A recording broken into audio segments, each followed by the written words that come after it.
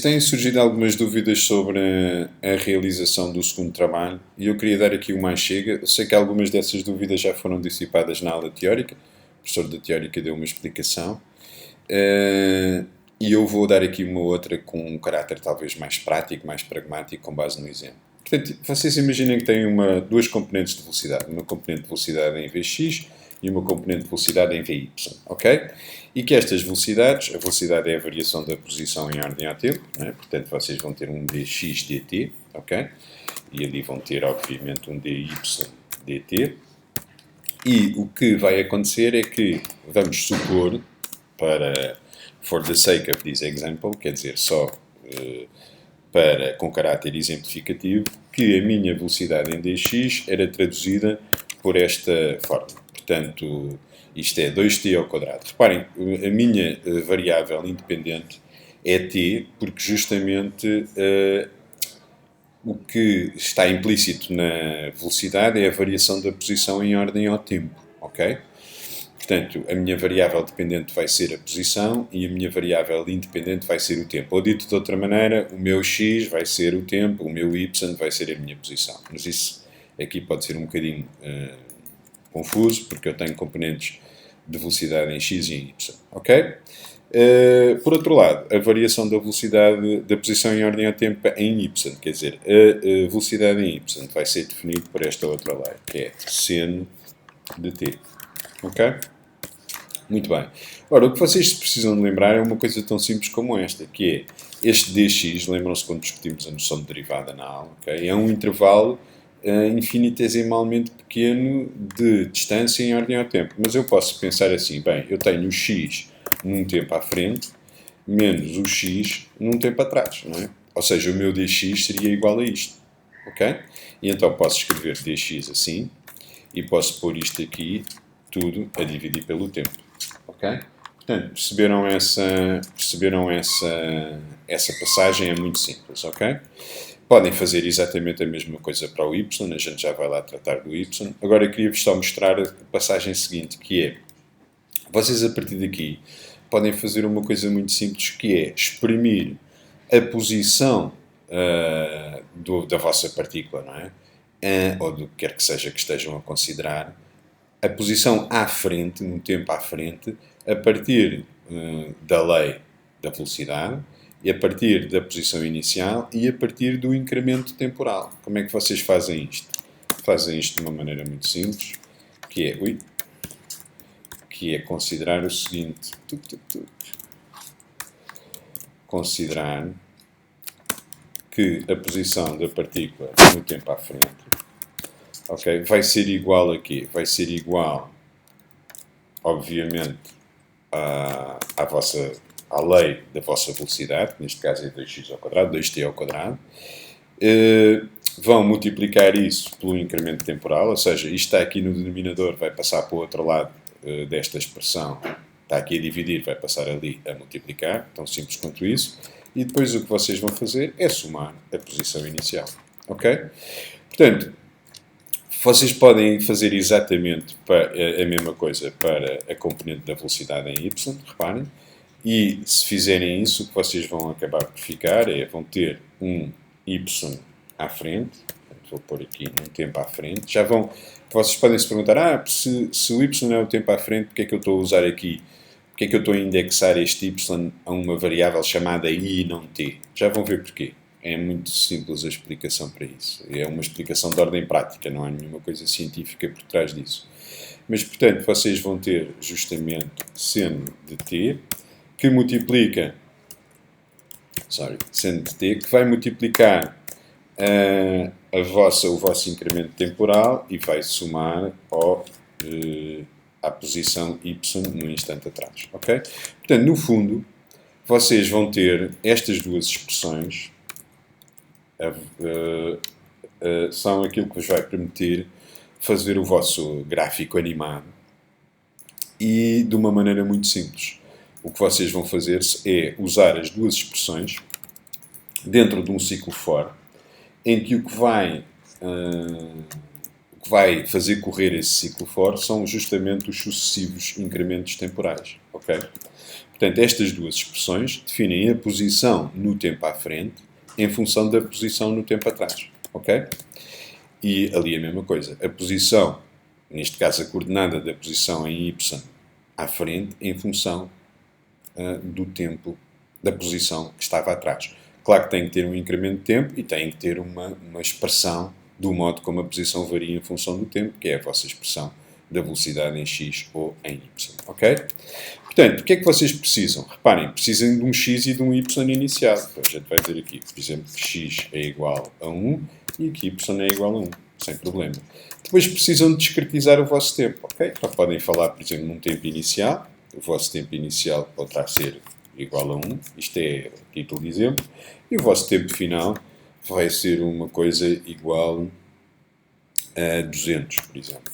Ok? E agora, quantos passinhos é que querem dar entre 1 e 200? Quer dizer, como é que vocês vão discretizar, como é que vão dividir aos bocadinhos o vosso intervalo de tempo? Ok, posso dizer assim, bem, eu quero dar 650 passinhos. Ok?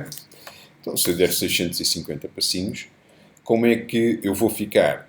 O tamanho do meu passinho, não é? Portanto, eu vou começar a partir do tempo 1 e chegar ao tempo 200. E não interessa as unidades, podiam ser segundos ou o que quer que seja. 1, 200 e depois tenho que dar 650 passinhos entre 1 e 200. Qual é o tamanho do passinho que eu tenho que dar?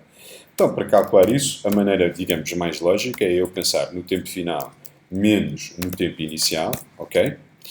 E dividir esse tempo final porquê? Por o número de passos que eu quero dar menos 1. Ok? Portanto, pelo meu nt menos 1. Não se esqueçam dos parênteses aqui, é uma coisa muito comum. Vocês fazem a dividir por nt e depois tudo menos 1. E isto vai-vos dar o vosso incremento de tempo, quer dizer, o vosso dt. Reparem, vale a pena pensarem um bocadinho nisto. Isto é muito óbvio para algumas pessoas, para outras pessoas é menos óbvio. Mas vale a pena pensar nisto. Vocês têm a amplitude do intervalo de tempo e vão dividir essa amplitude por o número de passos que querem dar menos 1. Pensem na vossa mão. Têm 5 dedos, não é? E têm 4 intervalos entre cada um dos dedos nessa mesma mão. Está bem? Portanto, o número de intervalos está 1 abaixo em relação ao número de dedos. 5 dedos, 4 intervalos. Ok? E, portanto, vocês têm que dividir por esse número abaixo do número de elementos de tempo para terem o vosso dt. Depois, se quiserem, podemos conversar um bocadinho sobre isto, mas se pensarem com calma, vão ver que isto faz bastante sentido. Ok? Pronto, e temos o nosso tempo incrementado. Então, discretizado. Então vamos pôr o nosso ciclo fora a funcionar. O nosso ciclo fora, cá está o i, por isso é que eu vos falei no i, não é? Por isso é que eu indexei ali as variáveis aí. O i vai andar pelo tempo afora, portanto vai de 1, ou se quiserem de ti, até nt. Reparem, não é até final, né? É até nt. Portanto, o mais intuitivo é pôr aqui 1 até nt. Ok? Muito bem. Portanto, o número de vezes que eu vou repetir é o número de passos de tempo que eu decidi que ia dar. Neste caso são 650. Está bem? E, portanto, eu tenho aqui o meu ciclo. E este meu ciclo for permite-me guardar. Reparem, eu tenho aqui um vetor. Né? Reparem, o que é que acontece quando i é igual a 1? Eu vou buscar x índice 1 e y índice 1, ou seja, os únicos valores que existem guardados na variável x e y, vou multiplicar pelo meu dt, que é aquilo ali, e depois vou usar a minha variável t, que ainda não está definida, justamente. Então, eu tenho que dizer que o meu t vai ser igual ao meu t inicial, que vai saltar de dt em dt. Então, se salta de dt em dt, vai usar o que eu tenho nesta linha aqui a seguir. E, portanto, eu só posso escrever isto a seguir a ter definido o dt. Cá está. Ok? T inicial vai saltar de dt a dt até ao meu t final. Ok? E, portanto, agora sim, o meu ciclo for em princípio já funciona. Reparem, o que é que eu tenho? Quando i é igual a 1 i varia entre 1 e 650, quando i é igual a 1, eu vou buscar aqueles valores, ok? Multiplico pelo dt, que está definido, e multiplico pelo meu valor de t. Ou seja, eu tenho que indexar a minha variável t também ao i. T índice 1 vai ser o primeiro valor daquele vetor t. T índice 2 vai ser o segundo valor daquele vetor t, etc. Está bem? Muito bem, e isto, reparem, quando i é igual a índice 2, eu vou ter um novo resultado que vou guardar na posição 3. Ok? Portanto, eu vou ter um vetor que vai guardar as sucessivas posições em x e y que eu vou obter. Está bem? E agora, o que é que eu tenho que fazer? Vou usar outro ciclo for. Já vão perceber porque é que eu não uso o mesmo. Para plotar isto. Eu não uso o mesmo porque eu quero ter o desenho. Se eu pusesse aqui o plot aqui dentro, eu aliás podia fazer isso. Eu vou mostrar como é que podia fazer isso. Neste caso nem precisava de indexar as variáveis, se eu quisesse só fazer o plot. Mas pronto, eu posso fazer simplesmente o plot de x índice i, y índice i, para vocês verem como é que isto resulta. E agora posso pôr aqui ali um pontinho a vermelho. Não é isto que eu vos quero mostrar no fim, porque há uma maneira melhor de fazer isto, mas esta ilustra logo o que vocês querem fazer. Bem, vamos ver se o programa funciona, já sabem que não vai funcionar, vamos ter que fazer algum debugging disto. Ele diz-me aqui para eu salvar, eu vou chamar isto dúvidas, trabalho 2, por exemplo. Ok, vou fazer o save e vamos ver o que é que acontece. Ora, isto pura e simplesmente não mexeu. Vamos ver porque é que não terá mexido. Portanto, eu tenho ali só um ponto, o que significa que... ok. Uma das razões pelas quais poderá não ter mexido é porque eu esqueci-me de fazer o draw now. Ok? Podem, em vez do draw now, usar um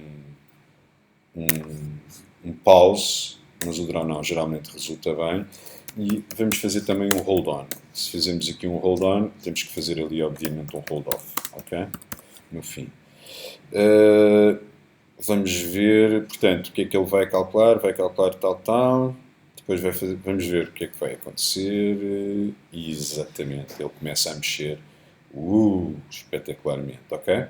Agora, eu para além de ter os pontinhos nisto, o que eu gostava mesmo de fazer, ok? Estão a ver que isto funciona. Eu posso pôr um axis, ok? Reparem, eu estou a fazer o plot de x e y, portanto, ele está-me a dar as sucessivas posições dos valores em x e y, ok? Muito bem. Ele demora bastante tempo porque está a desenhar os pontinhos todos. Vamos deixá-lo desenhar até ao fim. E depois vou fazer um axis para constranger isto. Portanto, vocês reparem, os valores de y estão compreendidos entre 0,5 e 3 e os de x entre 0 e 6 vezes 10 elevado a 6, ok? Então, eu vou usar isso. 0,5 e 3, 0 e 6 vezes 10 elevado a 6. Então faço aqui um axis, logo, axis, já sabem, parênteses curvos, parênteses retos, não é? Ok? E então era entre 0,5 e... Não, 0,5 e 3 era a variação em y, ok? E depois era entre 0 e 1 e 6, 6 é mais 6, era isto, não é? Ok, vamos ver o resultado, a diferença disto. Cá está, agora tenho aquilo ali fixo. Ok, e isto vai começar a desenhar-me as curvinhas sinusoidais, porque a função é um seno em y. Ok. Estão a ver que os pontos dão um padrão engraçado, mas não mostram bem o desenho da sinusoidal, não é? Em particular, quando eu ponho o axis, como ela está bastante apertadinha, não se vai ver muito bem. E por isso eu quero é fazer aqui o traço da função sinusoidal. Ok? E é isso que vou fazer. Só que para fazer isso, é claro que estas coisas poderão ser feitas de outras maneiras. Vou fazer aqui um clear, um CLC, um close all, para a janela abrir sempre que eu estiver a correr o programa. Uma das maneiras mais simples de fazer isto é eu chegar aqui e fazer um novo ciclo, só para o plot, ok? Portanto, eu apago aquele plot dali, zuca, tof. Onde é que eu tenho um hold off? Tenho ali, vou passar isto aqui para baixo. E agora vou fazer o meu plot. De que maneira? Vou começar isto. Eu já fiz já vos mostrei isto numa das aulas, já não me lembro a propósito de que exercício. Acho que era o das equações, sistemas de equações lineares, quando eu queria representar a convergência dessas equações no método Jacobi, se não me engano, aquele que tendia para a solução de uma maneira helicoidal, lembram-se disso? Em que eu fiz isto assim. E, portanto, agora, em vez de plotar só um ponto, vou plotar conjuntos de pontos. Portanto, vou fazer, plota-me aí o x de i menos 1 até i mais 1. e fazer a mesma coisa para o y. Portanto, eu aqui estou a plotar 3 pontos ao mesmo tempo. Por isso, aliás, é que eu começo ali em 2 e acabo em nt-1. Porque se eu tiver o 2 aqui, vou plotar do 1 até ao 3. Estão a perceber? Ok, e portanto, ao fazer isto, eu posso pôr ali um risquinho. E ele já me desenha a sinusoidal. Ok? Por isso, se isto estiver a correr bem, e exatamente, já tenho aqui a sinusoidal. Mas como ainda tenho os pontos, ele ainda se arrasta um bocado. Estão a ver? Nheca, nheca, lá vai ele desenhando a sinusoidal. Ok. Ok, vou tirar o ponto. Isto sem o ponto deve ser uma coisa mais rápida. Ok. Ok, estão a ver? Agora já tem a linha a ser perfeitamente desenhada. Ok. Portanto, e no fundo vocês já estão a animar o gráfico. Ok? Que é aquilo que vos é pedido. É claro que a vossa expressão da velocidade no vosso exercício é diferente, mas o raciocínio do que está em causa aqui, e é claro que isto é um telemóvel que está aqui a tocar, do meu aluno de doutoramento, o Jaime, que está no meu gabinete, mas é claro que vou já acabar isto, mas reparem no seguinte, vamos só ver o que é que acontece se eu tirar aqui o ponto. Ok. Não melhora muito, mas vocês têm aqui a sinusoidal a formar-se. Ok. Uma coisa que eu vos sugiro é, quando estiverem a fazer este exercício, se entenderem fazê-lo, obviamente, procurem variar e brincar com o vosso intervalo com o vosso incremento de dt. Não é? Vocês reparem, eu vou fazer isso só para vocês verem. Portanto, isto aqui é o vosso gráfico, vejam como fica engraçado. Okay? Vocês têm um gráfico a ser animado. Reparem, a única coisa que vocês fizeram foi, vocês chegam à vossa expressão da velocidade, multiplicam a expressão da velocidade pelo dt, ok?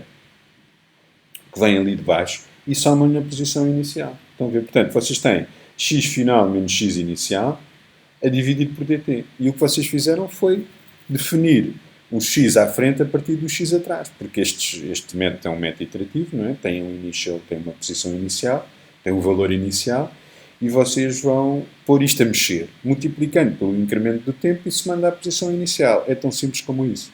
Ok, eu gostava só de vos mostrar o que é que acontece se vocês modificarem o intervalo de tempo. Por exemplo, em vez de terem um dt de 650, imaginem radicalmente que eu mudava isto para 150. Reparem no que acontece. Ok, isto começa a andar muito mais rapidamente, mas reparem como as curvas sinusoidais estão muito pior definidas, não é? Nem são curvas. Porquê? Porque a resolução que vocês têm, como o vosso nt é muito menor, o que é que acontece ao vosso dt?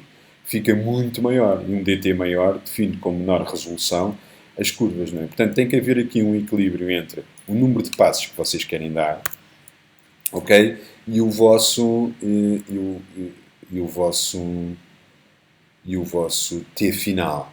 Por exemplo, se eu mantiver o t final com 200 e fizer um dt, um nt de 250, isto volta a estar um bocado mais rápido, mas as curvas não são bonitas. Ok? As curvas não são bonitas. Então, eu vou diminuir o meu 200 e vou pôr ali o meu 200, vou passá-lo a 100. O que é que vai acontecer? A amplitude daquele intervalo, t final menos t inicial, é mais pequeno e, portanto, em princípio, a resolução melhora um bocadinho. Ok? Pois, mas o problema é que eu agora tenho um... Ok, isso está de facto a acontecer, mas eu tenho que adaptar o meu axis, porque agora aquilo não vai chegar até ali, vai chegar bastante atrás, exato. Mas eu posso, inicialmente, tirar o axis, comentar aqui o axis e ver o que é que acontece. Pronto, mas de qualquer maneira é este... Olha, reparem aqui o que é que está a acontecer. Isto está completamente mal definido. Ok? Não está assim tão mal, mas não está tão bem definido. Pronto, isto é só para ilustrar a necessidade de vocês brincarem no sentido de experimentarem estes aspectos aqui, os DTs e os NTs, ok? Portanto, quer a amplitude do intervalo do tempo, quer o número de passos. Ok, espero que tenha sido útil, vocês têm aqui o programa, ok? Eu vou passá-lo aqui devagar, ou podem ter aqui.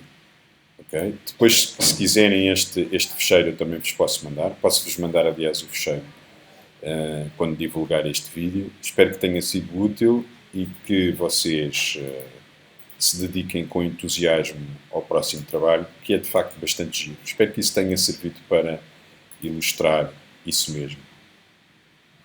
E bons trabalhos. Enjoy!